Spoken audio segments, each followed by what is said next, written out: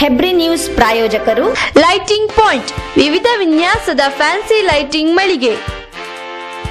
ನಮ್ಮಲ್ಲಿ Philips, Crompton Greaves, Khaitan, Osram, Wipro, Orient, CFL lights, ಝೂಮಾ lights, fancy wall lights, gate lights, ceiling lights, outdoor pictures, street lights, appliances, autumn fans, all types of fans, iron box, water heater, spotlights ಇತ್ಯಾದಿಗಳು discount ದರದಲ್ಲಿ ದೊರೆಯುತ್ತದೆ.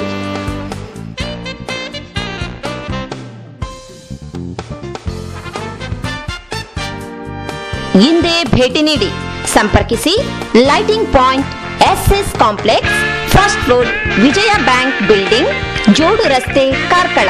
ದೂರವಾಣಿ 0825823048 mobile 9481752720.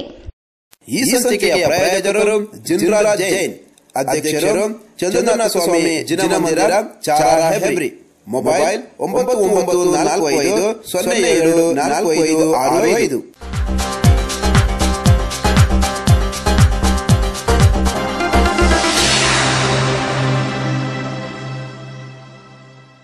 ನಮಸ್ಕಾರ, ಹೆಬ್ರಿ ನ್ಯೂಸ್ಗೆ ಸ್ವಾಗತ. ಸುದ್ದಿ ವಿವರಗಳು. ಮಮತಾ ಕ್ರೀಡಾ ಮತ್ತು ಸಾಂಸ್ಕೃತಿಕ ಸಂಘ ಅಜೆಕಾರು ಇದರ ಉದ್ಘಾಟನಾ ಸಮಾರಂಭವನ್ನು ಅಂತಾರಾಷ್ಟ್ರೀಯ ಕ್ರೀಡಾಪಟು ಮಮತಾ ಪೂಜಾರಿಯವರು ನೆರವೇರಿಸಿದರು. ಸಂಘವನ್ನು ಉದ್ಘಾಟಿಸಿದ ಮಮತಾ ಪೂಜಾರಿಯವರು ಸಂತಸವನ್ನು ವ್ಯಕ್ತಪಡಿಸಿ ಮಾತನಾಡಿದರು. ವಿದ್ಯುಕ್ತ ಉದ್ಘಾಟನೆ ಆಗ್ತಾ ಇದೆ.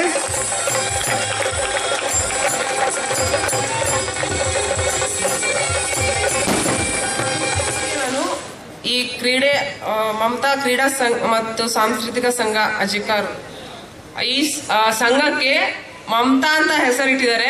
ಅದಕ್ಕೋಸ್ಕರ ನಾನು ತುಂಬಾ ಲಕ್ಕಿ ಫೀಲ್ ಮಾಡ್ತಾ ಇದ್ದೀನಿ. ಅದೇ ರೀತಿ ಮಮತಾ ಇವತ್ತು ಆಡ್ಬಿಟ್ಟು ನಾಳೆ ಇನ್ನೊಂದು ಮಮತಾ ಬರ್ಬೋದು, ಅಥವಾ ಇನ್ನೊಂದು ಪ್ಲೇಯರ್ ಬಂದಾಗ ನನ್ನ ಹೆಸರಲ್ಲೇ ಸ್ವಲ್ಪ ಹಿಂದೆ ಹೋಗುತ್ತೆ. ಆ ರೀತಿ ಹೇಳ್ತಾ ಇಲ್ಲ, ನನ್ನ ಮರೀತಾರೆ ಅಂತ. ಇನ್ನೊಂದು ಪ್ಲೇಯರ್ ಮೇಲೆ ಬಂದಾಗ ಅದು ನ್ಯಾಚುರಲ್ ಆಗಿ ಅವರನ್ನ ನಾವು ಹೆಸರು ನೆನ್ಪಿಟ್ಕೊಂತೀವಿ. ಆದ್ರೆ ನಾಳೆ ಇದೇ ಒಂದು ಸಂಘದಲ್ಲಿ ಯಾರು ಮೇಲೆ ಬರ್ತಾರೋ ಅವರಿಗೆ ಸನ್ಮಾನ ಮಾಡುವಾಗ ಮೊದಲು ನನ್ನ ಹೆಸರು ಬರ್ತಾ ಇರುತ್ತೆ ಇದ್ರಲ್ಲಿ. ಇದಕ್ಕೋಸ್ಕರ ನಾನು ಎಲ್ಲರಿಗೂ ನನ್ನ ಹೆಸರನ್ನು ಇಟ್ಟಿದ್ರೆ ಅದಕ್ಕೋಸ್ಕರ ಹೃತ್ಪೂರ್ವಕವಾಗಿ ಯಾವಾಗ್ಲೂ ಧನ್ಯವಾದವನ್ನು ಹೇಳಲಿಕ್ಕೆ ಇಷ್ಟಪಡ್ತೀನಿ. ಕಬಡ್ಡಿ ಇವಾಗ ನೋಡ್ಲಿಕ್ಕೆ ಹೋದ್ರೆ ನಮ್ಮ ಇದ್ರಲ್ಲಿ ಈ ಕರ್ನಾಟಕದಲ್ಲಿ ನಂಗೆ ಅನಿಸ್ತಾ ಇದೆ, ಕರ್ನಾಟಕದಲ್ಲಿ ಅದರಲ್ಲಿ ನಮ್ಮೂರಿನಲ್ಲಿ ಯಾರು ಕಬಡ್ಡಿ ಆಡ್ತಾನೆ ಇಲ್ಲ.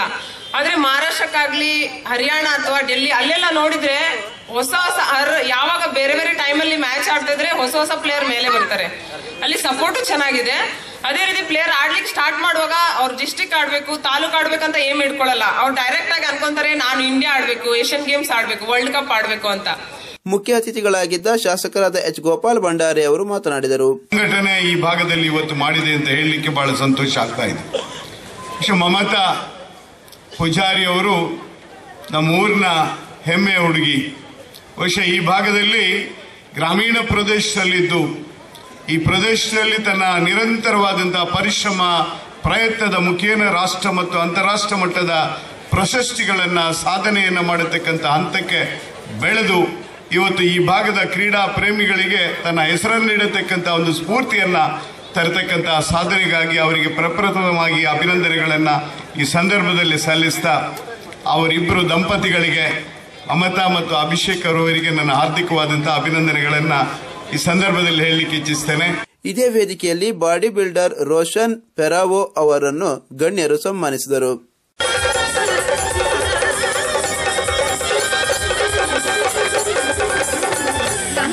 ಕಾರ್ಯಕ್ರಮದ ಅಧ್ಯಕ್ಷತೆಯನ್ನು ಸಂಘದ ಅಧ್ಯಕ್ಷರಾದ P. ಕರುಣಚಂದ್ರ ಅವರು ವಹಿಸಿದ್ದರು.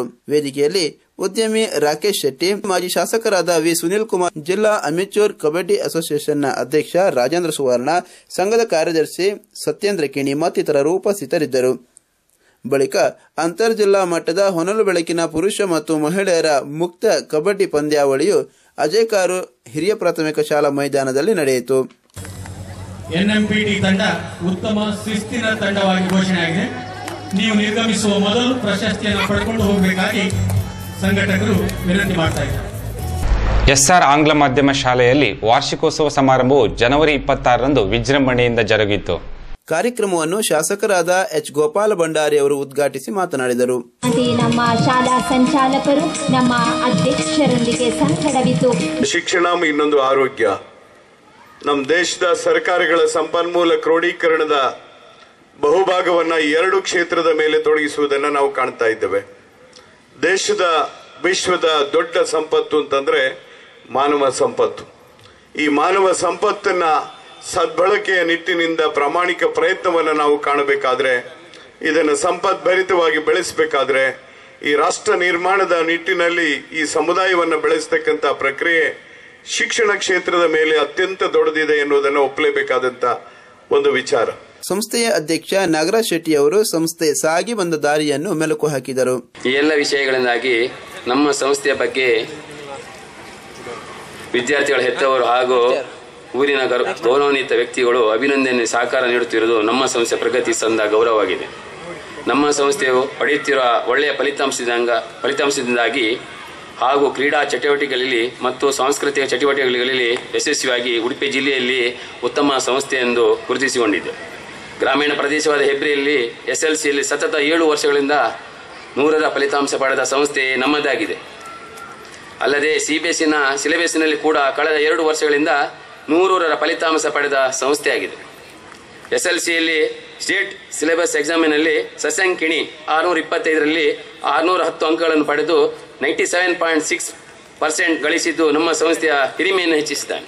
CBSE ಮತ್ತು ಸ್ಟೇಟ್ ಸಿಲೆಬಸ್ನ ಮುಖ್ಯಸ್ಥರಾದ ಹೆರಾಲ್ಡ್ ಲೋಯಿಸ್ ಮತ್ತು ಸಂತೋಷ್ ಕುಮಾರ್ ಅವರು ವರದಿ ವಾಚಿಸಿದರು. Also aim to secure 100% result in SSLC again. ವಿವಿಧ ಸ್ಪರ್ಧೆಗಳಲ್ಲಿ ವಿಜೇತರಾದ ವಿದ್ಯಾರ್ಥಿಗಳಿಗೆ ಮತ್ತು ಪೋಷಕರಿಗೆ ಗಣ್ಯರು ಬಹುಮಾನ ವಿತರಿಸಿದರು. ಇದಲ್ಲದೆ ಬಹುಮುಖ ಪ್ರತಿಭೆಗಳಾದ ಶಶಾಂಕ್ ಕಿಣಿ, ರಂಜಿತ್, ಸಚಿನ್ ಕೆ, ಚೇತನ್, ಸುಷ್ಮಿತಾ, ಸೃಜನ್, ಮೊಹಮ್ಮದ್ ರಸೀನ್, ಶೇಖ್ ಅಬ್ದುಲ್, ಸ್ವಸ್ತಿಕಾ, ವಾಣಿಶ್ರೀ ಇವರನ್ನು ಗಣ್ಯರು ಗೌರವಿಸಿದರು. Second place goes to Suguna and third place goes to Sujata ma'am.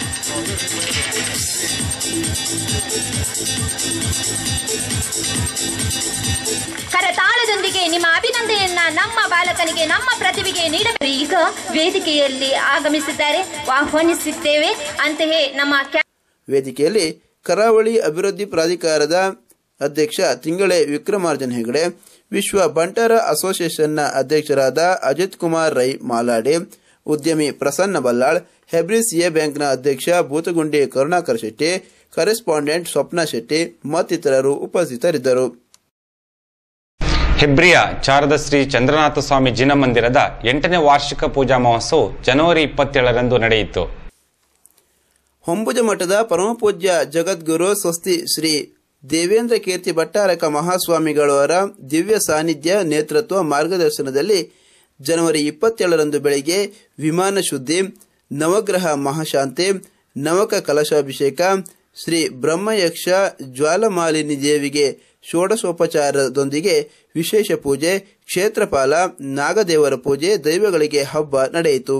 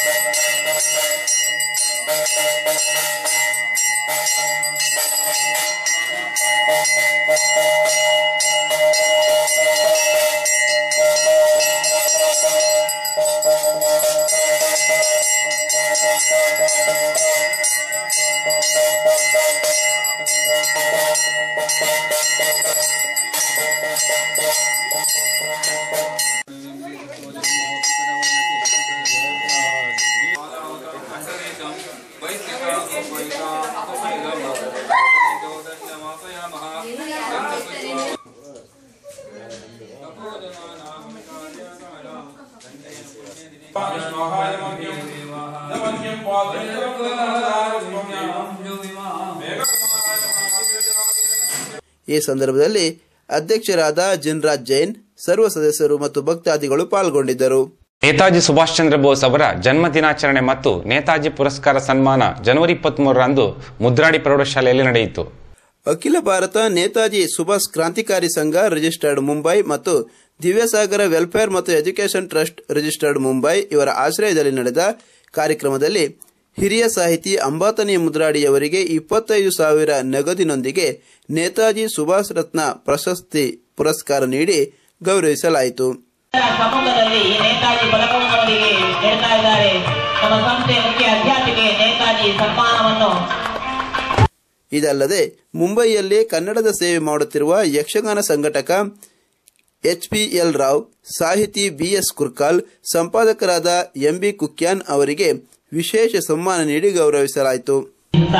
ಈ ಕಾರ್ಯಕ್ರಮದಲ್ಲಿ ನಮ್ಮೊಂದಿಗಿರುವಂತಹ ನಿಮಗೆ ಅನಂತ ದಿವಾಕರ್ ಎನ್ ಅವರು ಸನ್ಮಾನ ಪತ್ರವನ್ನು ನೀಡಿ ಅವರನ್ನು ಗೌರವಿಸ್ತಾ ಇದ್ದಾರೆ. ನಿರಂತರ ಕನ್ನಡ ಸೇವೆಯನ್ನು ಮಾಡುವಂತಹ ಅಧ್ಯಕ್ಷತೆ ವಹಿಸಿದ್ದ ಶಾಸಕರಾದ H ಗೋಪಾಲ ಭಂಡಾರಿ ಅವರು ಅಧ್ಯಕ್ಷೀಯ ಮಾತುಗಳನ್ನಾಡಿದರು.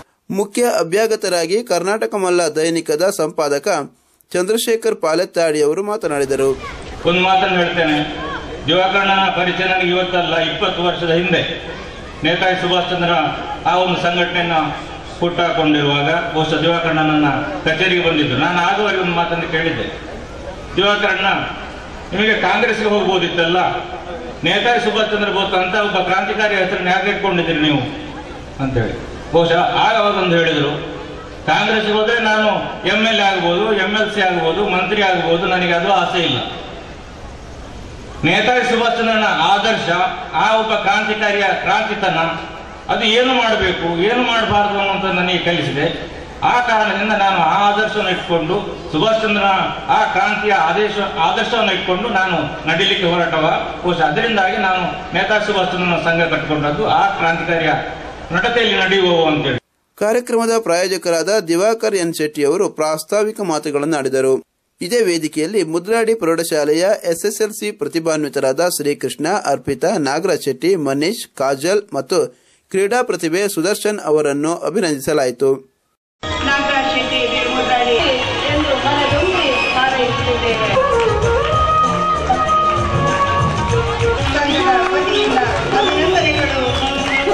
ಶಾಲೆಯ ಮತ್ತು ಊರಿನ ಏಳಿಗೆಗಾಗಿ ಶ್ರಮಿಸಿದ ಯುವ ಉದ್ಯಮಿ ದಿವಾಕರ್ ಎನ್ ಶೆಟ್ಟಿ ಅವರನ್ನು ಶಾಲೆಯ ಮುಖ್ಯೋಪಾಧ್ಯಾಯರು, ಶಿಕ್ಷಕರು ಸನ್ಮಾನಿಸಿದರು. ವೇದಿಕೆಯಲ್ಲಿ ಜಿಲ್ಲಾ ಪಂಚಾಯತ್ ಸದಸ್ಯ ಮಂಜುನಾಥ್ ಪೂಜಾರಿ, ಗ್ರಾಮ ಪಂಚಾಯತ್ ಅಧ್ಯಕ್ಷೆ ಜಯಲಕ್ಷ್ಮಿ, ನಿವೃತ್ತ ಗ್ರಾಮ ಕರ್ಣಿಕರಾದ ಎಂ ವಾದಿರಾಜರಾವ್, ಪ್ರೌಢಶಾಲಾ ಮುಖ್ಯೋಪಾಧ್ಯಾಯಿನಿ ಇಂದಿರಾ ಬಾಯರಿ, ಪ್ರಾಥಮಿಕ ಶಾಲಾ ಮುಖ್ಯೋಪಾಧ್ಯಾಯ ನರಸಿಂಹನಾಯಕ್ ಸೇರಿದಂತೆ ಗಣಪತಿ ಎಂ, ಬಾಲಚಂದ್ರ, ಸೀತಾರಾಮ್ ಹೆಬ್ಬಾರ್ ಮತ್ತಿತರರು ಪಾಲ್ಗೊಂಡಿದ್ದರು.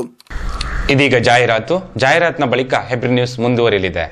ಈ ಸಂಚಿಕೆಯ ಪ್ರಾಯೋಜಕರು ಜಿನ್ರಾಜ್ ಜೈನ್, ಅಧ್ಯಕ್ಷರು ಚಂದನ ಸ್ವಾಮಿ ಜಿನಮಂದಿರ, ಚಾರ ಹೆಬ್ರಿ. ಮೊಬೈಲ್ 9945 074565.